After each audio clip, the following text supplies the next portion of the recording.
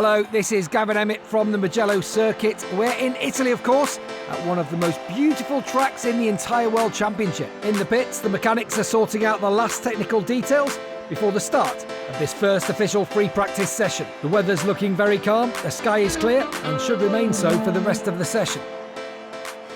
Right then, welcome back to race 5? Race 5, I think, at Mugello.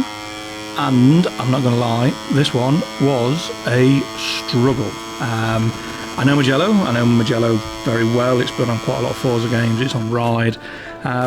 But getting my mind and head around this Moto 3 bike was quite difficult. It helps. It helps when you read how the gear ratios actually work, as opposed to just assuming you know. And I had them the wrong way around, so no wonder I was running out of speed down the straights and losing about a second a lap, because it was just smashing its way into the limiter all the way around. Now, free practice 1, it went okay.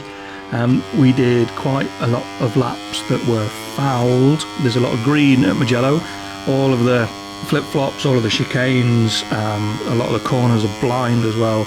And it took a little while to get my mind around how the bike wanted to handle and what it wanted to do.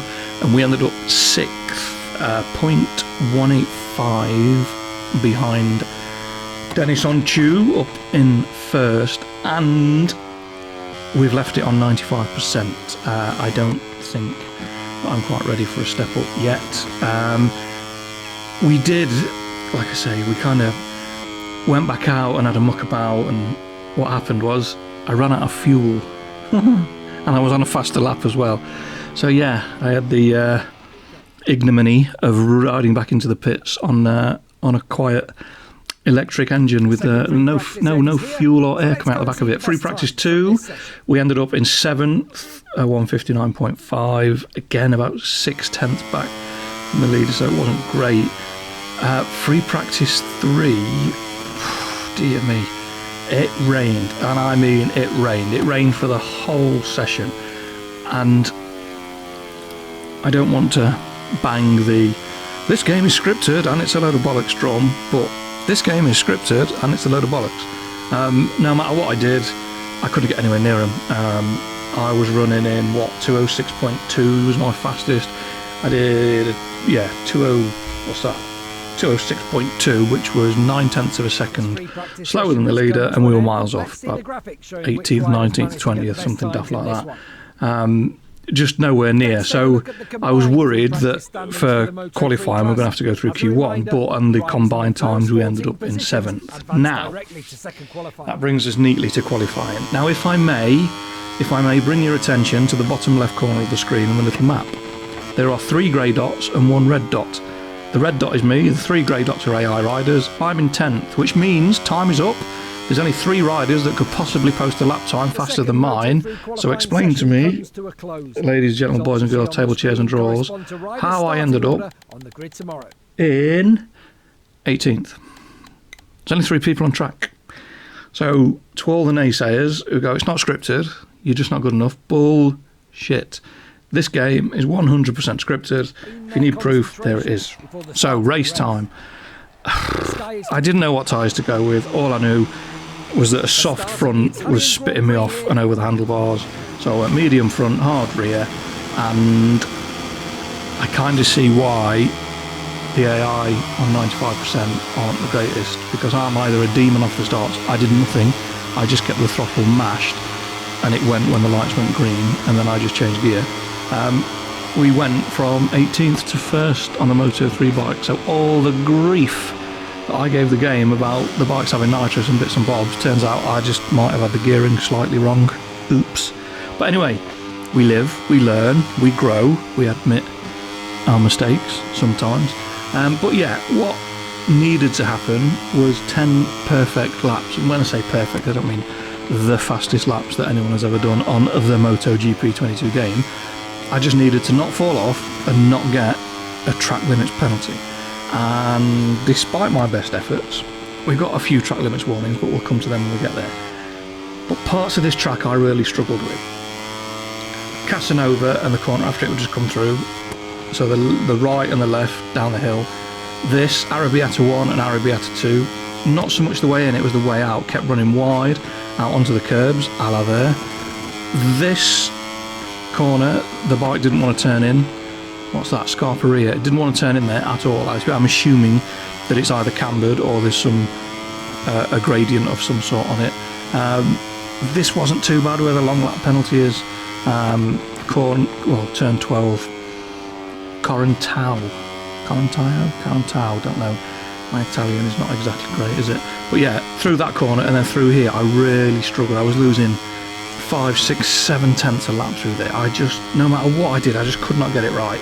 Fuel was also an issue. I was running it on power mode 3 for the first lap and a bit, and then what I had to do was run 3 down the straight and then 2 for the rest of the lap to try and just give me enough fuel. So yeah, there was quite a lot going on. It wasn't the easiest race in the world, but what we ended up doing was leading the whole thing, and we didn't really make any mistakes.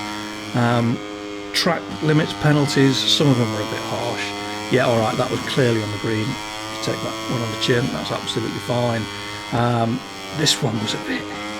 Was it this one or was it the next one? No, you see, that's clearly on the green as well. It's the third one. It's the third one we get. It's the same corner, but we'll get one for going off the inside of the track, which I thought was absolutely horrendous. But anyway, 5 laps in, I'm not going to go mad. I'll put the full version of the race out this afternoon if you want to watch that, if that floats your boat. But it's just a Moto3 bike doing laps of Mugello. We don't see another bike for 20 minutes or so. But yeah, end of lap 5, we've got a 1.3 second gap.